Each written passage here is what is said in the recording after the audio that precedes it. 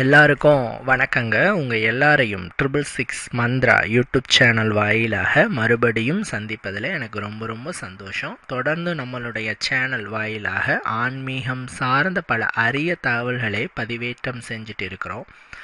உங்களினுடைய மேலான ஆதரவும் நமக்கு தொடர்ந்து கிடைத்து கொண்டே இருக்குது. அந்த வகையில் இந்த வீடியோவிலையும் உங்களுக்கு பயனினை அளிக்கக்கூடிய ஒரு ஆன்மீக தகவலை பற்றி தான் பார்க்க போகிறோம். பதிவை முழுமையாக பாருங்கள். அதாவது பிறக்கவிருக்கிற புது வருடம் 2025 ஆண்டின் முதல் நாள், அதாவது புத்தாண்டு.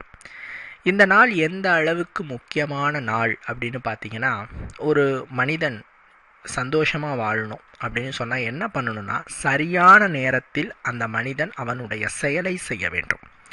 அப்படி செய்தால் அந்த செயல் வெற்றியாகும். பல பேர் முயற்சி இருக்கும், அனுபவம் இருக்கும், திறமை இருக்கும், ஆனால் அந்த செயலை தொடங்கிறதுக்கான டைம் தெரியாமல் இருப்பாங்க. எப்போ தொடங்கணும்னு இருக்கு இல்லையா? ஒரு காரியம் செய்கிறீங்கன்னா அந்த காரியத்தை எப்போ தொடங்கணும், எப்போ நிறைவு செய்யணும் அப்படிங்கிற அந்த ஒரு விஷயம் தெரியணும். அது தெரியாமல் இருக்கும் பொழுது கண்டிப்பாக அது உங்களை பாதிக்கிற விஷயமா அமையும். அந்த காரியத்துக்கு சக்ஸஸ் கொடுக்காது. ஸோ நான் என்ன சொல்கிறேன் அப்படின்னு கேட்டிங்கன்னா, 2025 ஃபஸ்ட்டு டேவே தவற விடாதீங்க, பயன்படுத்திக்கோங்க.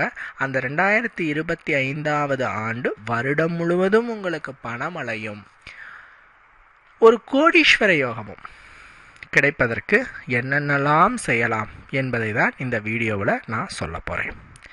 தயவு செய்து பதிவை முழுமையாக பாருங்கள். அதாவது எருக்கன் பூ அப்படின்ட்டு ஒரு பூ இருக்குது. இது நீல கலர்லேயும் இருக்கும், வெள்ளை கலர்லேயும் இருக்கும். வெள்ளெருக்கன், நீல எருக்கன் அப்படின்ட்டு இருக்குது.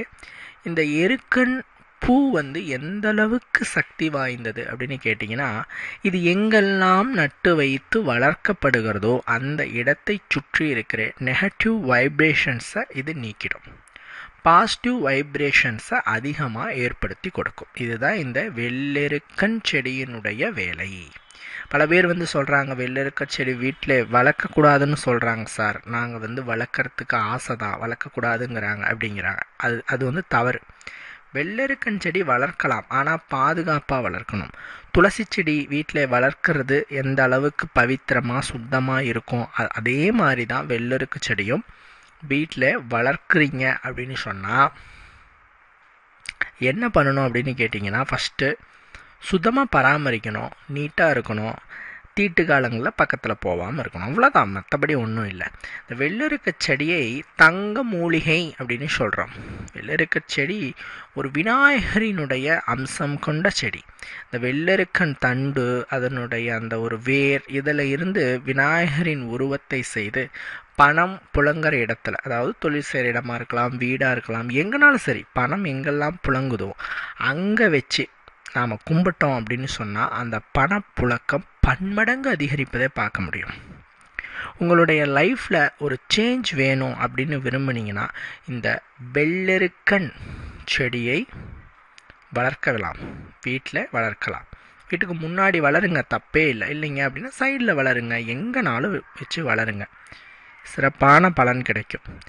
இந்த வெள்ளெருக்கன் செடியிலிருந்து கிடைக்கிற பூ, வெள்ளெருக்கன் பூ, இது எந்த அளவுக்கு சக்தினா அற்புதமான தன ஆக்ருஷ்ண சக்தியை நிறைவாக கொண்டது தான் வெள்ளெருக்கன் பூ. சில பேர் பணமே வரலன்னு சொல்லுவாங்க. அவங்களாம் அந்த வெள்ளெருக்கன் பூவை முறையாக பயன்படுத்தினாங்கன்னா பணம் வரும். இந்த வெள்ளெருக்கன் பூவை நாம் சில விஷயங்களுக்கு யூஸ் பண்ணும்போது இந்த காதல் பிரச்சனையும் தீரும், கணவன் மனைவிக்கிடையான பிரச்சனையும் தீரும். இந்த வசிய சக்தியும் இந்த பூவுக்கு இருக்குது.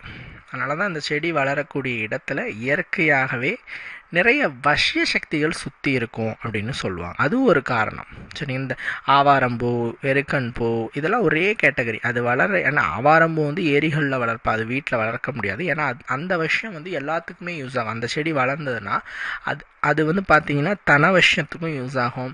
இந்த பூதம், அதே மாதிரி கெட்ட விஷயம் அதற்கும் வசியமாகும். ஸோ அதனால தான் ஆவாரம்பூ வீட்டில் வளர்க்குறதுக்கு அஞ்சுவாங்க. ஆனால் எருக்கஞ்செடி அப்படி இல்லை, நல்ல விஷயத்தை மட்டும்தான் கிரகிக்கும்.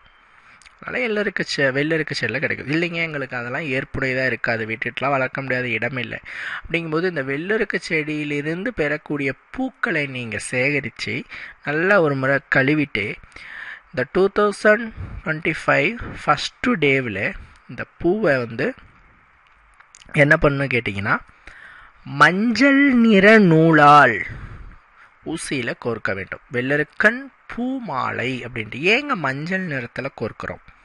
அடுத்த கொஸ்டின் வரும் இல்லையா, வேறு நிறத்தில் கோர்க்கலாமே அப்படின்னா, மஞ்சள் என்பது குருவினுடைய நிறம். கிரகங்களிலே குரு என்பவர் மிகவும் வலிமை பொருந்திய கிரகமாக பார்க்கப்படுகிறது. இயற்கை சுப கிரகமாக பார்க்கப்படுகிறது. குருவினுடைய அருளால் ஒருவனுடைய லைஃப்பையும் சேஞ்ச் பண்ண முடியும். அதாவது 9 கிரகங்களில் எல்லா கிரகங்களும் எதிர்வினையாற்றுதுங்க அப்படின்னாலும் குரு நல்ல இடத்துல இருந்துட்டார், குரு பலத்தோடு உங்கள் ஜாதகம் இருக்குதுன்னா யாராலையும் ஒன்றும் பண்ண முடியாது. ஏன்னா குரு நின்ற இடமும் அவர் பார்க்கும் இடமும் அதற்கு தகுந்தால் போல நன்மைகளை ஏற்படுத்துவார். சரிங்களா? ஸோ குரு வந்து அந்த அளவுக்கு சிறப்பு வாய்ந்தவர் என்பதை நீங்கள் மறந்துவிடக் கூடாது. இப்போ இந்த குரு பகவானின் நிறம் மஞ்சள் நிறம். அதான் சொல்லுவோம், கோயிலில் மஞ்சள் நிறத்திலான பிரசாதங்களை கொடுக்கும்போது லட்டு, பொங்கல், அதே மாதிரி எலுமிச்சை பழச்சாதம், புளியோதரை இதெல்லாம் நம்ம கொடுக்கும்போது குருவோட அருள் நம்மளுக்கு கிடைக்குதுன்னு அர்த்தம். ஸோ இந்த மஞ்சள் நூலால் இந்த வெள்ளருக்கன் பூவை கோர்த்து மாலையாக்கி, எத்தனை பூக்கள் கோர்க்கும் அது உங்கள் சாய்ஸ். இத்தனை பூக்கள் தான் கோர்த்து நாம் வந்து மாலை கட்டணுங்கிற நிர்பந்தம் இல்லை. எத்தனை வேணும்னாலும் நீங்கள் கோர்த்துக்கலாம். கோர்த்து அந்த மாலையை நீங்கள் இந்த வருடத்தின் முதல் நாள், அதாவது 2025 ஃபஸ்ட்டு டே அன்னைக்கு காலையில் ஃபஸ்ட்டு பிரம்ம முகூர்த்த நேரத்தில் எழுந்திரிச்சிட்டு குளிச்சு முடிச்சுட்டு பூஜை அறை போயிட்டு தீபம் ஏற்றிட்டு மண் அகல் விளக்கில் நல்லெண்ணெயோ பசுநெய்யோ விட்டு பஞ்சு திரி போட்டு தீபம் போட்டுட்டு கும்பிட்டுட்டு நீங்கள் வந்து ஸ்ட்ரெயிட்டாக கோயிலுக்கு போயிடுங்க. ஒரு 7 மணி 8 மணி அந்த வாக்கில் கோயிலுக்கு போயிடும். ஏன்னா கோயிலில் புத்தாண்டு அன்னைக்கு சிறப்பு பூஜைலாம் நடைபெறும். அதில் போயிட்டு கும்பிட்டுட்டு பிள்ளையாருக்கு இந்த எருக்கன் பூ மாலையை சாற்றுங்க. ஏன்னா பிள்ளையாரின் உடலில் அனைத்து நவகிரகங்களும் இருக்குது. சனி இருக்கிறார், செவ்வாய் இருக்கிறார், குரு இருக்கிறார், சந்திர சூரியர் இருக்கிறார். இப்படி எல்லா நவகிரகங்களும் ஒரு சேர அமைய பெற்ற தெய்வம் யாருன்னா பிள்ளையார் தான். ஸோ அவருக்கு இந்த எருக்கன் பூ மாலையை சாற்றி அவரை மனசார நீங்கள் வேண்டிக்கணும். பிள்ளையாரப்பா எனக்கு நல்ல வழி காட்டுப்பா, எனக்கு இருக்க பிரச்சனையை தீருப்பா, இந்த 2025 என்னுடைய லைஃப்பை சேஞ்ச் பண்ணுப்பா அப்படின்னு சொல்லி அவரை வேண்டிக்கோங்க. கண்டிப்பாக கூப்பிட்ட குரலுக்கு அந்த விநாயகமூர்த்தி ஓடோடி வந்து உங்களுக்கு அருள் காட்டுவார். இப்படி வேண்டிட்டு நீங்கள் வாங்க, ஒரு சிதறு தேங்காய் உடைச்சிருங்க. நான் அது ஆரம்பத்திலேயே சொன்னேன், 2025 ஃபஸ்ட்டு டே இந்த வருடமெல்லாம் எங்களுக்கு சிறப்பான பலன்கள் கிடைக்கணும், நன்மைகள் கிடைக்கணும்னுட்டு வேண்டிட்டு ஒரு சிதறு தேங்காய் உடைச்சிட்டு வர்றது அப்படிங்கிறது உங்களுக்கு வருடமெல்லாம் சுப பலன்களை உண்டாக்கி கொடுக்கக்கூடிய விஷயமாக அமையும். ஏன்னா இது வந்து பல பேருக்கு தெரியாது. இதுக்காக நாங்கள் சிதறு தேங்காய் உடைக்குன்னு கேட்பாங்க. ஒரு சிதறு தேங்காய் உங்களோட லைஃப்பையே மாற்றும். நான் இன்னொரு ட்ரிக்கும் நான் சொல்லித்தரேன் கேளுங்க. நீங்கள் எந்த காரியத்துக்கு போகிறதா இருந்தாலும் சரிங்க, என்ன காரியமாக வேணாலும் இருக்கலாம், வேலைக்கு, ஒரு நிலம் வாங்க, வீடு வாங்க, எந்த சுபகாரியத்துக்கு போகணுன்னாலும் அந்த சுபகாரியம் தடையில்லாமல் நிறைவேற வேண்டும்னு நினச்சா ஒரு நல்ல ஒரு தேங்காய் வாங்கிக்கிட்டு அருகில் இருக்கிற பிள்ளையார் கோயில் போயிட்டு பிள்ளையாரை மனசார கும்பிட்டுட்டு அந்த தேங்காவை உடைச்சிருங்க. சிதறு தேங்காயின்னு சொல்கிறோம் இல்லையா, அப்படி உடைச்சிருங்க. உடைச்சிட்டு பிள்ளையார மனசார கும்பிட்டுட்டு நீங்கள் வாங்க. அந்த காரியத்தில் இருக்கிற தடைகள் எல்லாமே நீங்கி அந்த காரியம் உங்களுக்கு சாதகமாக நடந்து முடியும். அதே நேரத்தில் வெற்றியும் கிடைக்கும், முழு வெற்றி கிடைக்கும். ஸோ இதை நீங்கள் அவசியமாக செய்யுங்கள். இந்த வெள்ளருக்கன் பூவை வந்து நம்ம வந்து அன்னைக்கு நைட் வந்து ஒரு கண்ணாடி டம்ளரில் தண்ணி ஊற்றிட்டு அதில் மஞ்சத்தூள் கொஞ்சம் போட்டுட்டு மிக்ஸ் பண்ணிவிட்டு அதில் இந்த பூவை போட்டுட்டு நம்ம வீட்டில் வச்சுருந்தாலும் வீட்டில் தனாகிருஷ்ணம் நிகழும். வீட்டை சுற்றி இருக்கக்கூடிய அந்த நெகட்டிவ் எனர்ஜிஸ், வீட்டுக்குள்ளே இருக்கிற நெகட்டிவ் எனர்ஜிஸ், வீட்டு ஆட்களினுடைய உடலில் இருக்கிற நெகட்டிவ் எனர்ஜிஸ், இது எல்லாமே அந்த கண்ணாடி டம்ளரில் வச்சு அந்த எருக்கன் பூ வந்து ஈர்த்துக்கோ. பிறகு அந்த கண்ணாடி டம்ளரில் உள்ளே இருக்க தண்ணியே எருக்கன் பூ இதை வந்து ஒரு சுத்தமான இடத்துல ஊற்றிடுங்க. ரொம்ப ஒரு அசுத்தமான இடத்துல ஊற்ற வேண்டாம், சுத்தமான இடத்துல ஊற்றிடுங்க. இது சிறப்பான பலன்களை உங்களுக்கு ஏற்படுத்தி கொடுக்கும்படியாக அமையும். நிச்சயமாக இந்த வீடியோ பதிவு உங்களுக்கு பயன் தரக்கூடிய வகையில் இருந்திருக்குன்னு நான் நம்புகிறேன். மற்றொரு பதிவில் நாம் சந்திக்கலாம். நன்றி, வணக்கம்.